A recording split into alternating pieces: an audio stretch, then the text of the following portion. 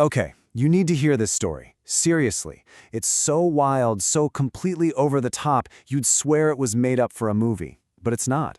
This is the impossibly true story of a man named Thabo Bester, one of South Africa's most infamous criminals. So, it all starts here, May 3rd, 2022, inside a maximum security prison. We get an official report. It says Thabo Bester, a man serving a life sentence, died by suicide. He apparently set himself on fire in his cell. Case closed. But you know, with a guy like Thabo Bester, nothing is ever that straightforward. That neat, tidy official report? Yeah, that was just the very beginning of a national scandal that would unravel in the most unbelievable way. So let's dive into that fiery end in Cell 35 and see how the whole official story started to fall apart at the seams. For months, everyone just accepted it. The Department of Correctional Services said Thabo Bester was dead. That was the story. Another inmate gone from the system. But the truth had a funny way of refusing to stay buried. Now, to really get why this whole thing became such a massive deal, you have to understand who Thabo Bester was before he supposedly died. Just who was this man in Cell 35?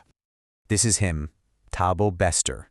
Back in 2012, he was sentenced to life in prison for a series of absolutely terrible crimes that had the whole country just gripped with fear. He got this chilling nickname, the Facebook Rapist, and it's because he used social media to find his victims, promising young women, often aspiring models, these amazing job opportunities that were, of course, completely fake. He was a master of manipulation, way before he pulled off this escape. And let's be really clear about what he was in for. This wasn't some small-time crook. He was convicted for 2 counts of rape and 1 count of murder. The man was supposed to be locked away for the rest of his natural life. So the big question is, how does a guy like that just disappear from a maximum security prison? Well, the answer didn't come from the police or prison officials. It came from a small group of really determined journalists. For a while, the official stories seemed solid. But then, an investigative news agency called Groundup started digging. They just started asking questions, finding these little details that didn't quite make sense, and they just kept pulling at the thread. And you can see right here how it all played out. October 2022, they published the first article raising doubts. Then, get this, in January, they drop a bombshell. The post-mortem report showed the body in the cell was already dead before the fire even started. By March, they just came out and said it. Bester faked his death and escaped. And just like that, the government had nowhere to hide and had to admit it was true. And this is where it gets even crazier. So how did a dead body get into his cell in the first place? Well, meet his accomplice, a celebrity doctor named Nandifa Magudumana. She actually claimed the body from the morgue, saying she was his customary law wife. It was a legal loophole that allowed her to take possession of the body and keep the whole scheme going. So, Bester is now officially dead. You'd think he'd be laying low, right? Hiding somewhere remote? Nope, not even close. They did the exact opposite, living this incredibly luxurious life right out in the open. I mean, the sheer nerve of it is just mind-blowing. While everyone thought he was dead, Bester was living it up in a rented mansion in one of Johannesburg's fanciest neighborhoods. He was going by the name TK Ngwana and was even running a fake property company, scamming people out of their money while he was supposed to be ash in an urn. Once the truth was out, the hunt was on. A private security company, Fidelity, even put up a 100,000 Rand reward for information leading to his capture. The entire country was on alert. And finally, the chase came to a very dramatic end.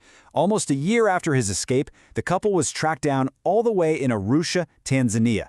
They were arrested on April 8, 2023, and quickly sent back to South Africa to finally face the music.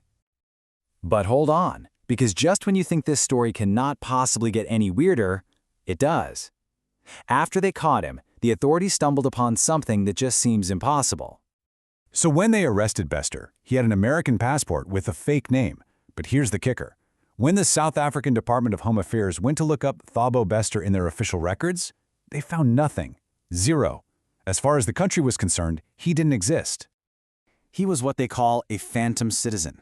He was born in a hospital, right there in Soweto, but his mother never registered his birth. So no birth certificate, no ID number, nothing.